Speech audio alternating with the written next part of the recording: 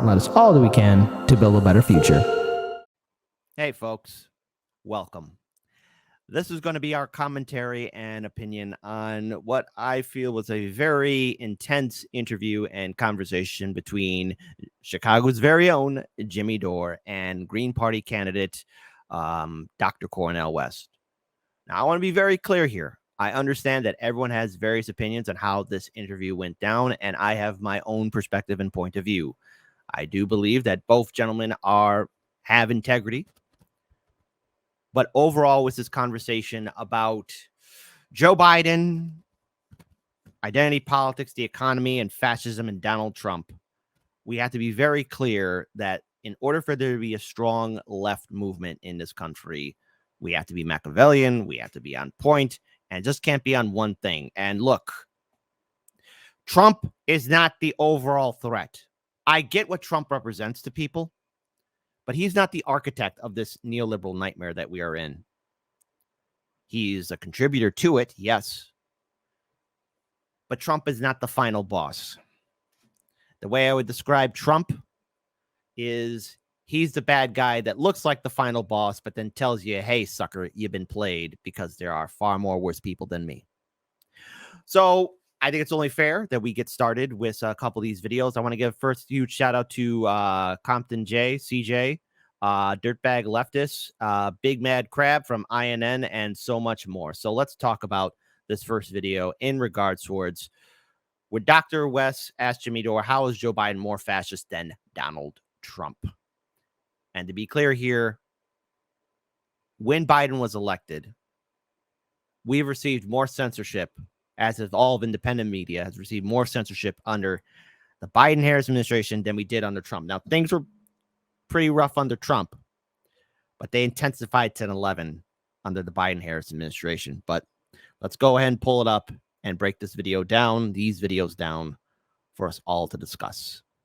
Not just about the rule of big money, not just the rule of big military, not just the rule of corporate power, so that it's oligarchic in essence, but you're also talking about dictatorial rule, no elections, the elimination of dissident voices, and then the scapegoating of the most vulnerable, which could be immigrants, it could be workers, it could be Black people, Jews, Arabs, and so forth.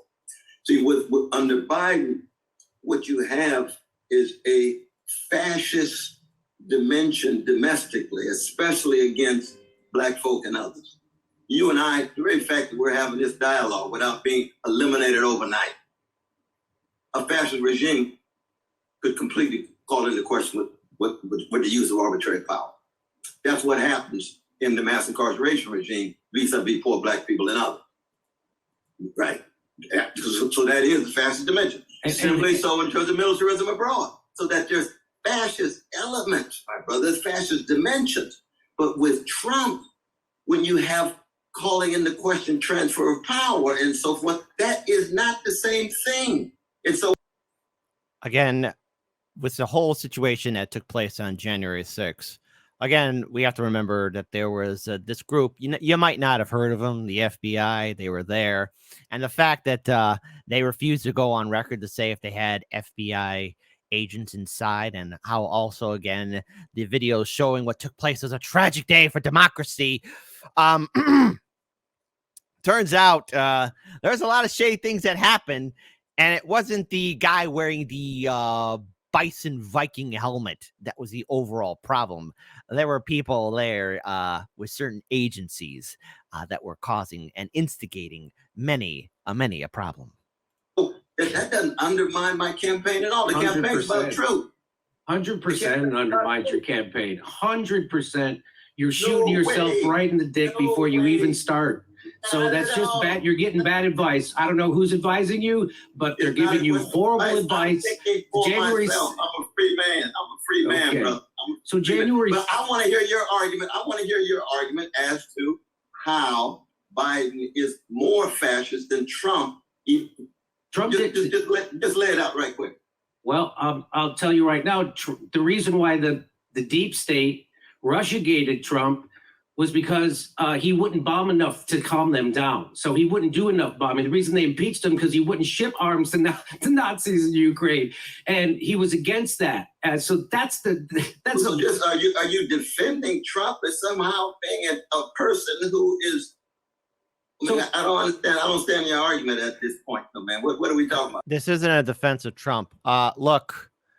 There's a lot of things wrong with the potential second Trump administration. And there was a lot of things wrong with Trump the first time he got elected into office. Now, it's not my fault that the Democrats ran a piss poor campaign where they had Hill Dog lose to Donald Trump because obviously right off the bat, Hillary Clinton was not popular. And as numbers are currently looking, Biden is doing terribly against Trump. And Trump is, again, with that mugshot, it didn't work the way the Democrats and liberals wanted. It's making him more popular. But I will say this. Trump, when it came down to war, was probably the most honest and transparent president we ever had. Why are we in Syria? We're there for the oil. The first honest answer. It's not a good answer, but that explains why we're in Libya, North Africa, the Middle East, or anywhere else.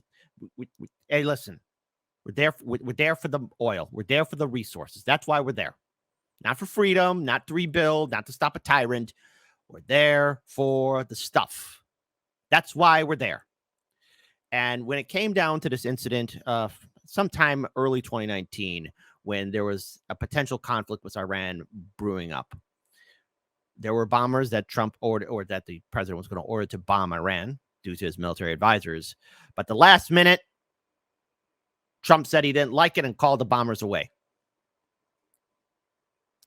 That ticked off a lot of people. The real bad guys, the war profiteers in the military industrial complex. Now, that doesn't make Trump a good guy, but it should tell you just what those in power really think of Trump. They thought he was biddable like George Bush Jr. He wasn't. Now, when we talk about fascism, it already exists in this country for quite some time. We've had presidents sign genocidal orders for the extermination of Indian nations in the United States, from good old George Washington to old Abe Lincoln and so on. This isn't the first time. And if we think Trump is the bad guy, he pales in comparison to his predecessors and other people who are currently, well, living their best lives. Okay, so there's... I want to understand what the content of your argument is, because one can, in fact, bring critique to bear on the system as a whole with the two corporate wings, but somehow, what do you say to trans and gays and lesbian brothers and sisters in terms of their right? So that's again. Joe Biden is responsible for the mass incarceration, not Donald Trump. Who is more responsible for black and brown people being locked up and America being the largest penal colony in the world? Is it Donald Trump or would it be Joe Biden? By the way, this conversation is a loser for your campaign. Well, sitting here trying to make the argument. It could be a loser for you too, though. Trying to make the argument. No, you trying to make the case that somehow the Democrats are more fascist than the Republicans. The fascism cuts across the board. But that's not how you say it, though. You say it's only Donald Trump. You don't say it cuts across the board. I want to pull on this video because then it's a continuation. Let's play it. Take it easy on Bernie. They use civility politics as a weapon so they can comfortably sell out. The working class must reject this and start holding these people accountable for selling us out. So Bernie has sold us out, and I don't need you to call him a sellout or anything. That's fine. But I do want to see, this is your response, because Bernie was asked about your campaign, and he said it shouldn't happen, and he's against it, and he's endorsing Biden, and of course, that is just garbage. And so this is how you responded. And, even in love, people have deep disagreements about these things. But I think, again, he's fearful of the neo-fascism of Trump. So when my what I would say to you here, and this is a big point, and I'm trying to impress upon you going forward, that when you do that, you sound a little bit like Joe Biden, and what you're doing is you're giving a pass to Bernie Sanders and anybody else for voting lesser of two evils. So you're endorsing the Democrats' message in their campaign. And so now people can dismiss your candidacy and say, well, we got to worry about the neo-fascism of Trump, as if Joe Biden isn't worse, which he is. He's a bigger fascist. And he just crushed a union strike on the railroad, which is the definition of fascism. He's now trying to saber rattle with two nuclear powers, nuclear war, nothing more important than that. And what he's doing in Ukraine, you know exactly what he's doing, right? So he's the worst warmonger in the world. 300,000 Ukrainians have already been slaughtered in this proxy war that was provoked by NATO, which you know. So when do you think that when you say that about, when you call Donald Trump a neo-fascist and you don't say that about Joe Biden, what do you say when I tell you that you're undercutting your own campaign and you are propping up the Democratic message, which is that they are the lesser of two evil and you have to vote for Joe Biden so we don't have fascism? By the way, we already have fascism. As we all know, fascism is the joining of corporate and government to screw the worker. And that's exactly what Joe Biden, the Democrats, and Pete Buttigieg did. And so they will keep doing it, and they're not stopping it. And they're also for censorship, which is this hallmark of fascism. So this idea that Donald Trump is more of a fascist than Joe Biden undermines your own campaign. There's no doubt about that. And so what I would encourage you to stop doing that. What do you say back? Now, the thing is, looking at this interview, especially when it came down to, I guess, the intense back and forth, this wasn't anything you would expect Dr. Cornel West to go through, especially on MSNBC or CNN, because again, corporate media, they're talent. They're not alive. I question if they truly are humans, or they're, maybe they are and they just have no charisma or passion whatsoever. But in this back and forth, obviously, Dr. Cornel West, Jimmy Dore have been very vocal and passionate where they're coming from their perspectives. But when I'm hearing from Dr. Cornel West, especially when it comes down to the fear of Trump, or either that dismissing the amount of damage that the Biden-Harris administration have done to the American people, especially how this administration has clearly abandoned Americans, I wonder how far he's willing to take his campaign.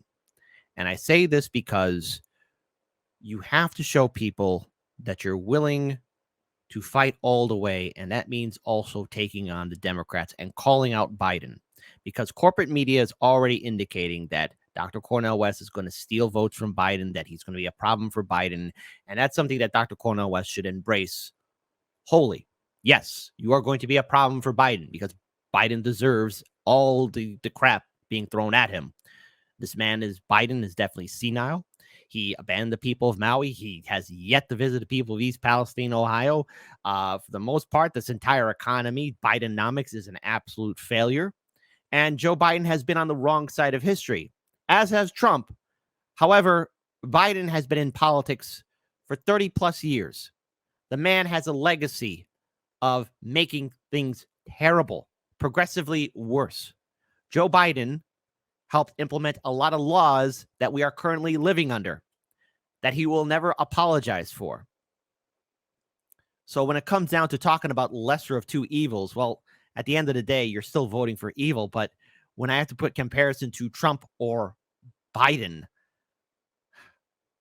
Trump was a private citizen for most of his life. And he gave those people money, Democrats and Republicans, and they did what he said. If they were good people, if they were truly good people, politicians, they wouldn't take money, but they're not. And they took money from other people who are far, far, far, far worse than Trump. And when Trump got into office, those kids in cages, the military-industrial complex, the prison-industrial complex, it was like that when he got there. Hey, no, we deeply disagree on that. I don't think, and this is what I disagree with Nick too, that, and I appreciate your advice here, cast in a respectful way, but we do, and I disagree with Brother Nick on this too, that Man, I just got back from Mississippi. You know that. You know what the Jenkins and Parkins, the two brothers brutalized by the police. There at the church, the Klan still running wild, not just with votes, but terrorizing black folks. I want to pull up this video here as well about why fascism is already here. Now, look, we've had Democratic and Republican presidents side with corporations, including our senators and House representatives. There have been numerous examples of our government and private entities screwing over working class citizens. Trump didn't do anything new, and he won't. I get why people are afraid of Trump. I get it, but it's starting to get a little boring to me. You see, what I noticed under Trump's administration was a lot of people were actively involved. A lot of those activist groups and protests, I remember them. They were out there in full force. Side note, I think I wasted my time interviewing a lot of those people because as soon as Biden got into office, shoo, they all fell asleep. They all went to brunch. And now that Trump's back, I'm seeing a lot of familiar faces trying to make themselves relevant again. Trump was very good for the social justice warrior industrial complex. Biden made everyone fall asleep. Biden is continuing on with all of Trump's foreign and domestic policies. But see, the thing is, those foreign and domestic policies, Trump inherited them from his predecessor, a guy named Obama, whom Obama inherited from his predecessor, George Bush Jr. George Bush Jr. got that from old Bill Clinton. Do I need to keep on going on? When we talk about fascism, again, of bad presidents, scary presidents that might hurt people, we've had presidents sign executive orders for genocide. Can we stop pretending that that's the first, that Trump is the first one? Because he's not. We've had far more brutal people in that office than Trump, only except history glosses that over. I'm sick and tired of everyone saying, this is the bad guy, final level boss. And I know Dr. Cornel West is coming from a good spot. I get it. But you got to get over the Trump derangement syndrome. You got to get over it. You got to get over it. He's not the bad guy. He is a bad guy, but he's not the bad guy. And the sooner people realize that, we'll wake up and see all these other smug, corrupt individuals that have been poisoning us for years. It's already here. I mean, for Christ's sakes, we still call ourselves a democracy when in all reality we're a republic. But oh no, we're not a republic. We're an oligarchy. And you know, one day we could get what the liberals fear, a Trump-like president, only except more competent and will actually follow through. But oh wait, we've had that already. You know, little history lesson. And I'm just summing up very short, just giving cliff notes of it. But, you know, during the Nuremberg trials, you know, we were following orders. You know, when the Allied commanders, especially some of the American prosecutors, were confronting these, these Third Reich officers. Where did you come up with this whole plan of extermination? Like a kid confessing how they smoked cigarettes for the first time. We learned it from you Americans on how you handle the Native Americans. Who gave the orders to do that? I don't know, politicians. And the President of the United States is a politician too. Just throwing it out there, just saying. Fascism is very real. I think fascism is real in the country. We're living in it. We're living in fascism. But I'm talking about escalating in terms of intensity. It has since Biden became president. It certainly has escalated in intensity. They've censored everybody. They've crushed unions. They've started another war, and now they're saber rattling with 2 nuclear powers. I don't know how worse it can get. And by the way, he still hasn't let people out of prison. He still hasn't given student loan. He's still denying us health care. He's an enemy of the worker and a tool of military industrial complex in Wall Street. There's no bigger fascist in the country than Joe Biden. The reason why black and brown people are locked up again isn't because of Trump. It's because of brother Biden. And Joe Biden is proud of that. He brags about that. He brags about the crime bill, and he will never apologize for it. So I'm just letting you know that I really want your campaign to pick up traction. This is the opposite way to do it. Who's ever advising you sounds like an infiltrator. But why do you keep saying advising? Again, I'm willing to bet that Jimmy wanted to have this conversation in private. I've been seeing a couple people in the live stream chat probably saying that too. But yeah, I don't know who's advising him about this because, again, if I were to make a suggestion, and I'd give the same suggestion to the Libertarians or any other independent candidate, you want to be a problem for both Biden and Trump. There's a silent majority here. And the thing is, again, it's not going to inspire people to raise your banner if you're just going to say, well, Biden's lesser than Trump. I view both Trump and Biden the same. And, you know, I remember saying this in 2020. My biggest fear is that we're going to get a repeat of the 2020 general election in 2024. Two old men fighting over a cold bowl of soup. And the thing is, we deserve better. But we need somebody to fight. But again, Misty, she's correct.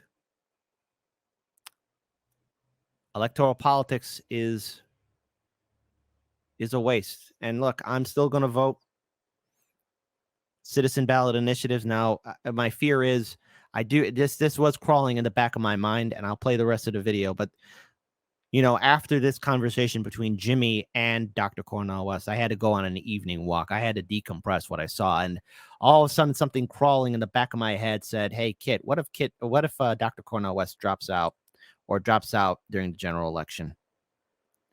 And I got to tell you, no matter what, I'm not voting Biden and I'm not voting Trump. No matter how this plays out, I will not support Democrats or Republicans. I am not going to go into any primary, especially during 2024. And I encourage all of you to do that too. You don't owe the Democrats a vote and you don't owe the Republicans a vote. That's just my opinion. All of you have to come with your own conclusions. And I expect all of you to do your own due diligence and to make your own choice. I'm thinking for myself, brother. I'm a Okay, free I don't mean to black insult you. man. That's I not. don't give a damn this question with advising. Okay. I don't know who's advising you. You think yourself. You're a free man too, aren't you? You're right. You're right. Okay, I was trying to put it in a nice way. I use that kind of language, my brother. You want to be respectful. I'm trying to be respectful. That was my. I appreciate it. Okay. I know it look like cards sometimes, but I appreciate it. But we just have disagreements on these things. Again, if I undermine the campaign for you, then you're free to have your own view and vision. Okay. And people are free to listen to you and be persuaded or not.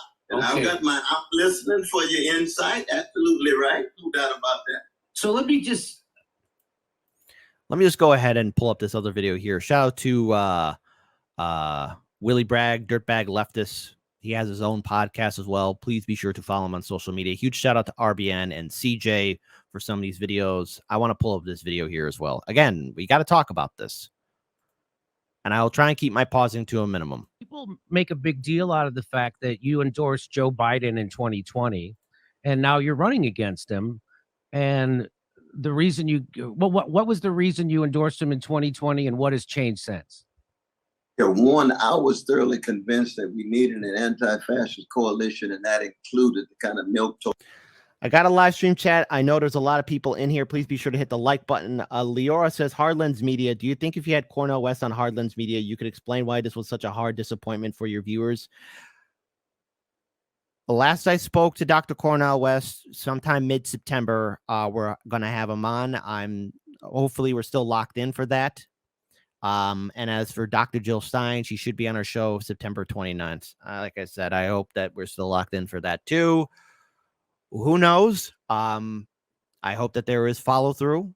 But yes, I have to talk to Dr. Cornel West about this. It would be wrong of me not to. It'd be an insult to all of you if I didn't. Because you guys matter. Let's play the rest of this. Those warmongering neoliberals like Biden. And now it's fairly clear Biden had 4 years. He had 4 years to steal the thunder from any kind of Trump challenge. 4 years to try to speak to the needs of poor and working people. 4 years to try to cut back on the military adventurism. That's been characteristic of his whole career. And it's clear to me now that if the only opposition to the escalating neo-fascism in the country is going to be Biden, or Biden-like, then the fascism's coming anyway. We're going to have alternative vision, alternative institutions, alternative infrastructure that has an alternative passion. I just want to add this out here. Look, the idea of the United States, the republic, it's good on paper. The people who have been implementing it, terrible and flawed. Okay? And our current batch of politicians, I remember having this conversation with Dr. Cornel West, and I remember saying to him, hey, you're a better man than me. And all of you are better than me, because I remember saying, I don't view these politicians as people, because they're not people. They don't respect us, so we're not going to respect them. And also, I'm noticing in the chat, West needs to talk about the Uhuru group. I hope I said that name correctly, but yes, those were that's a Black activist group that are being arrested for not following or being in compliance. And Dr. West needs to talk about them too. Needs to talk about them.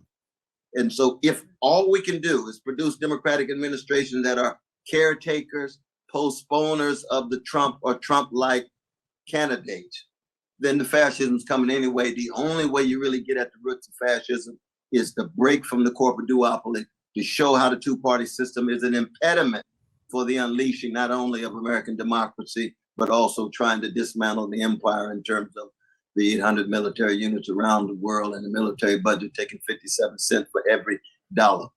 And so in that sense, there's been a shift. There's no doubt about that. Now, keep in mind, I supported Ralph Nader and Jill Stein. And in between, I had early supported Bill Bradley, and I had supported John Kerry as a kind of anti-right-wing coalition too. So that my jazz-like activities certainly can be characterized at times with a certain kind of inconsistency, but it's the timing of it. Each moment has its own context.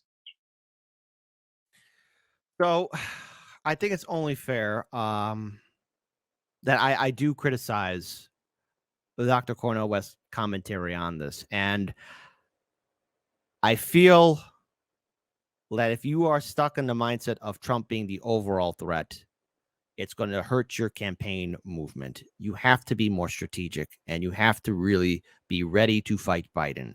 And I think what's happening here is that there's a void, especially amongst the left. Bernie Sanders failed us. AOC failed us. And I remember in 2020, people wanted Jesse Ventura to be the Green Party nominee, and he said no to it. And again, it's kind of unfair to put our hopes and dreams into one person, and everyone is flawed. But how many times has Jimmy Dore been proven correct in regards to strategy? I think it's only fair if I can get a thumbs up from our guest. Pasta, I would like your commentary on this, my friend. Please feel free to share in, and I want to give the floor to you. God damn it, Kit. First off, I want to say thank you. Thank you for all the love and support. I'm sorry I'm late. I thought I was going to have to be here by 8 o'clock, not 7 o'clock. I got the times mixed up. All good. No worries. I don't want to talk too loud. I'm going to wake people up in this neck of the woods, right? It's fine. It's not fine, Kit, though, because what I want to also say is that you got to make me walk right into this. Jeez. We can't do some uneasy packing. We got to walk right into the sledgehammer, huh? Yeah. Hey, I've been walking into walls all night after this. Okay, yeah. So Well, dude, I do want to, and I don't want to break the momentum. We'll jump right into it. But thank you, Kit. Really, honestly, from the bottom of my heart, the love I've been getting from this show over here, the way you've been promoting the work I've been doing. That's why I made it a point to come on the show this morning, because it was long overdue. I mean, obviously, life has been crazy. I've been running all around here and there. Yeah. But thank you, brother. A personal thank you. All good. Okay. All good. So I only got kind of half of what you were playing. I literally just set up all my stuff and jumped on in. But let me just make this comment right off the bat, and we'll kind of jump in this. We'll work our way around. There's a lot of things to say. I know. I got one more video to pull up and play, and then we will go on to the next segment. But I want to just I think we should spend some time though over here, Kid, because I think this is. I mean, obviously, the timing of me coming on your show right after this interview.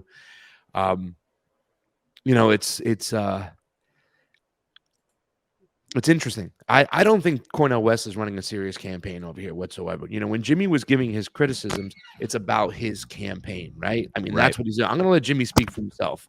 Yeah, I'm as not you going to should. speak for him. I'm going to, but let's be honest over here. What I took out of that whole interview is the same thing I got with Cornel West. When I was grilling him or I was giving him, you know, my piece of advice, it was because I wanted him to get better on this stuff. I want him to run a serious campaign. I want him to be a serious contender. But since he has made that switch, and I know everybody cried, oh, Nick Brana this, Nick Brana that, Nick Brana this, not Nick Brana that. But since he's gone completely to the Green Party, he's abandoned any type of populist message whatsoever, and doesn't understand, you know, and it was his words too, Kit. He's the one who says, I'm going to go on the Trump land and I'm going to speak to these Trump people, but you're not speaking to them. You know what I'm saying? And you're still wagging your finger at them. You're still, you know, using the neo-fascism term while you give Biden a pass and call him a milquetoast neoliberal. I mean, what is his plan? He's going to go in there and tell Trump people that they've been duped instead of understanding why they are supporting Trump and understand why they voted for Trump. And just the whole COVID thing. He has gotten this so wrong, and he is, once again, his plan of attack. COVID is not about the sniffles. COVID is not about a virus. COVID is about taking away our personal freedoms and sovereignty. And the state is seeing how much they can do and how much they can get away with. You know, they're going to be the ones determining, if you don't do this, you can't have a job. If you don't do this, you don't have a livelihood. Oh, if you want to go here, we have to make sure we know where you're going. We have to track and trace you everywhere. He's not getting it. He's not getting it, and he doesn't want to get it. In fact, he's maneuvered himself more into the tribal politics, into the progressive, the liberal bubble, the shit libby bubble. You know what I'm saying? The team sports mentality. You know, this is where he's moved himself to. He's not a serious candidate. He's not going to have a populist message. And for what I saw yesterday, for what I felt when I interviewed him, this guy might even just drop out before the general election himself and just endorse Biden. Like, he God might damn do it, that. Pasta. Oh, I don't. You know, look, this is. I'm not yelling at you, but I just, like, again, last night when I saw this, I had to do a little evening walk. I remember talking to Daniel about it too. He was a little bit floored by it as well. Shout out to Dan if you're in the live stream chat. Give a Love you, thumbs up, Daniel. brother. Yeah. Shout out to Daniel. But you know, I had to do an evening walk. I was outside for, like, I don't know, 2 hours walking around my local neighborhood park, just trying to think talking to myself in my head. But as soon as you said he could probably drop out, that voice said, hey, Kit, you know, that could probably happen because, oh no, Trump. And look, Donald Trump does have a populist base, but you got to talk to them. You do got to talk to them. It's politics 101. And the thing is, Biden is a goddamn problem, and you have to be the problem. You have to be Machiavellian. I think it was Due Dissidents. They recently did a video too for their live stream. I saw it last night too because I wanted to hear what they were talking about. Russ, enjoy Italy. Hope you're doing great in Rome. But look, you have to be strategic. And I want to pull up this last video, and I'm going to mute both our mics. I want to play in its full entirety because it starts off promising, and then it ends in a complete epic disaster. And then we could move on to the next segment. But I got to play this because, again, I'm worried of what kind of shenanigans they're going to bring up because, oh no, Whoopi Goldberg, especially doing a live stream, is wearing a mask inside her mansion. How? Why? So let's play this video. I'm going to mute both our mics.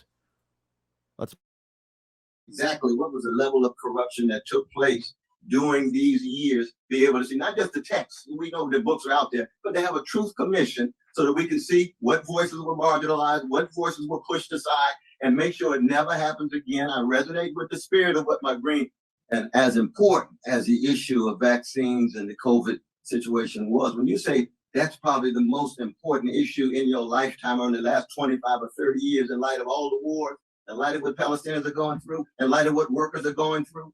63% of them living paycheck to paycheck in terms of all the vicious attacks of the police and the murders and so forth. And yet this vaccine issue is the most important thing. I say, okay, that's my dear brother Jimmy. He's got a right to raise his voice. I'm not going to in any way push it away, but I just live in a different world. As important as vaccines have been, if I had another chance, I'd be leaning much more with the Black caucus. But when I think of the weightiest issues, vaccines does not come immediately to mind. It just doesn't. That's the kind of world we live in, brother. Okay. Maybe I spend, Well, here it is. Black business owners collapsed by 41%. Black business because of lockdowns. Do you care yet? Well, no, 70,000 workers in one state were fired because of vaccine mandates. When are you going to care? Do they all have to be trans? When are you going to care about these workers? When are you going to care about? When are you going to care about this? They have to be trans for me to care. You don't care. You don't care. Why don't you care about this? Why would you accuse me? Of course I care about it. You're saying it's not important. I didn't say it wasn't important. I said it was not the most fundamental issue in my lifetime the last 30 years. Forced medical experiments? Forced medical experiments? Where's the nuance? Oh my God. Where's the complexity? So you missed the story and you're not interested in getting it right. You agree with Jimmy Dore. So you missed the story and you're not interested. Well, Dr. West, I wish you the best. You know I love you. You know I support you and your precious wife. You stay strong about it. Okay, I wish you all the best. I love you. Thanks for coming on. I really do wish you all the best. And I just wish you had a clearer message to reach people, but you don't. It's muddled and it's a loser. So good luck, well, though. We shall see. But if it does win, we're going to incorporate your best and show how wrong and how off the wall you were too, brother. Just going to say a couple of things. I want to then hand it over to Pasta, and then I'll ask a final question to you, the audience. But first, the main goal for third parties. Yes, I understand you're running for the White House, but that's not going to happen. You need to get 5% or more in the general election so you can get the public funding. I want to see that happen for Greens, Libertarians. I want to see that happen for third parties. My fear is I don't see that happening. And look, Jimmy Dore has been very correct on the policy issues in regards to current day politics here in the United States. I kind of think that Jimmy wanted to have this conversation with West in private, but Pasta, for this video played, because it was the final part of this interview, your thoughts and commentary, please, my friend. Well, I think I said it earlier, and I said this in my interview. You know, I don't see Cornel West getting close to 5% because he is missing it. He did miss the story. He was on the wrong side of the COVID issue. He praised Dr. Fauci at one point, and yet he still doesn't want to get it right. You know, he doesn't want to come around on it. And once again, it was Dr. Cornel West was the one who said, I'm going to go in the Trump country. I'm going to speak to them. Well, you got to come around and wake up to this whole situation. I said this just before, Kit. This is not about a virus. This is about our personal freedoms and our sovereignty. This is about a ruling class seeing what they can do. You know, they're already quelling these, any type of protest, right? And Jimmy kind of explained that before this segment over here, and he explained to Dr. Cornel West is that this is not about Donald Trump and his gangster or if he's a neo-fascist.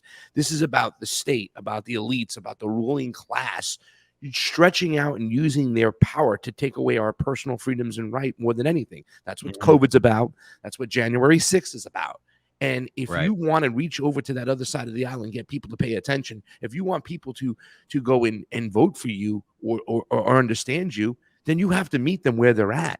He's not meeting the people where they're at. And where's he going, kid? I got to go. I got another interview and stuff like that. He took so long to come on Jimmy Dore's show, and then he's rushing to get off. This is Jimmy Dore over here, right? Despite any of our personal feelings we have for him, kid, him being from Chicago, him being a down-to-earth guy, whatever, and stuff like that. Yeah. I look at my opportunities at the Jimmy Dore show as him handing me a giant megaphone. That's what he's doing. He's going, Pasta, I got to go on the road. Take this giant megaphone and go out there and speak and say what you got to say, right? Yeah. Regardless of anything, if I earned it, if we share the same ideology, whatever the case may be, I have a giant megaphone. Dr. Cornel West is not taking this shit serious. In fact, he's almost kind of shunning off Jimmy, and whatnot. Where are you running to? Where are you going to speak to? You're going to speak to an audience where 20 people are listening? If you were serious about running for president of the United States, right? And this is what Jimmy was also alluded to again about the white supremacy thing. Well, you're running for the United States president, the office of the president, right? Hey, dummy, 80% of the people who are voting are white. Why are you going to push them away right away? You know what I'm saying? You got to work. You got to do what what Christian Smalls did, right? You meet the people where they're at. Right. You got to meet them at their level. Dr. Cornel West is not serious about this whole thing, and in fact, it's almost like he's frightened to step out of the green woke bubble, because the people within his party, and that's another thing. Oh, I can speak for myself. Why are you saying that people are advising me wrong? Hello. You're running for president. You should have a campaign, a team of people that are coming together with a plan to get you as many votes in as many states as possible. This was crap for Cornel West. Cornel West just kind of, he just kind of like solidified the thoughts in my mind that he's not being a serious candidate. I know. He's not reaching across the aisle. And he's not doing it. You know what I'm saying? And, there's, go ahead, buddy. Sorry, I want to give you that final It's frustrating. It's so frustrating, Kit. Mm-hmm. I also want to just add in here too. Again, recent polling data has shown 10% of black voters considering voting for Trump, and then there's another 10% who don't want to vote or vote for somebody else. I mean, again, it's not just white people. It's a lot of people are considering supporting Donald Trump, and they're not all white. So so you had a few more things you wanted added in there. I didn't mean to cut you off though, but no, go ahead. I mean, I said it all. He's not a serious candidate, and it sucks. It's frustrating. It's frustrating to me. I'm just going to speak for myself because I do want to see a third party. And when he jumped on in and he was going for the Greens, I'm like, he can reform this whole party right now. You know what I'm saying? There are a lot of voices in the Greens that have left the main party themselves. You know what I'm saying? I got a in with Cynthia McKinney. She's going to be on my show again soon and stuff like that. And she ran for that party. And I'm sure she's got a lot of stories to tell. I know separate groups that have moved outside of the Green Party apparatus themselves because the people who are running it are donkeys. Come on, the Howie Hawkins wing of that party is ridiculous, Kit. You know what I'm saying? But there's a lot of people within the Green Party, and Jimmy was displaying that. He's like, here's the steering committee saying one thing, which they shouldn't have said. I mean, what the steering committee did was just disgusting. And here's the Black Caucus Party of the Green Party, and I haven't agreed with everything they've done or said. They're coming out and they're saying, what's going on here? We do not agree with this. This is disgusting that you would say this. Okay, there's a bunch of people within this Green Party that don't jive with what a lot of the leadership is doing nowadays. So when Cornel West was coming into this situation, and like I said, I opened up my interview with thanking Cornel West because Cornel West was one of those voices who told me personally, it's okay to talk to that Republican. It's okay to talk to that conservative. Don't participate in cancel culture. We meet people where they're at, but that person is gone. That person has kind of moved himself into a position where he is kind of, I don't know. He's speaking for the woke. You know what I'm saying? He's that's where I see him. I don't see him as a serious candidate. He doesn't have a populist message. He has no thought process or concern for existential enemies or problems that we have. He doesn't know anything about the WEF, about the WHO, and they're writing legislation right now to try to take away our personal sovereignties, our national sovereignty. They're trying to write and there's an American apparatus that is pushing the WHO and the WEF to write these treaties that take away our personal sovereignty, where they can go, you can't go out, go back in your house again. You have no thought about this whatsoever. You have no opinions about this. This is not an important thing. I don't think of vaccines as the most important thing. There's all these other things. Dude, you're lost. You are lost. You are not fucking meeting people where they're at. You do not have a populist message. Don't waste our time. And at the end of the day, kid, I kind of got that feeling. I think I get a sense that you got that feeling that this guy might just drop out and endorse Biden because we don't want to. The fascism of Donald Trump is worse than the fascism of Joe Biden. You got to be kidding me. All right, I'm in agreement with everything that you said, and I'm right now trying to come to terms with the two. Right. And the thing is, no matter how I vote, I'm not going to vote Democrat or Republican. I encourage my audience, vote however you feel like. There's the purpose of this show, the purpose of Pasta Show. We're not going to tell you how to vote. It's up to you, all of you. So I will give you guys I will. If you made it to the end of this video, first of all, thank you. Be sure to hit that like button. But also, number two, I will end this segment with a question. Type 1 if you think that Dr. Cornel West's campaign will continue to push forward. It'll be A-OK, and we'll make it all the way to the general election. Type 2, no, this is the end. I see him dropping out. This campaign will be a disaster. And that's that. And I will leave it with you to make up your own decision. Type 1 if you think everything will be A-OK for West's campaign. Type 2, no, he'll probably drop out or it'll end. This option is up for you to choose.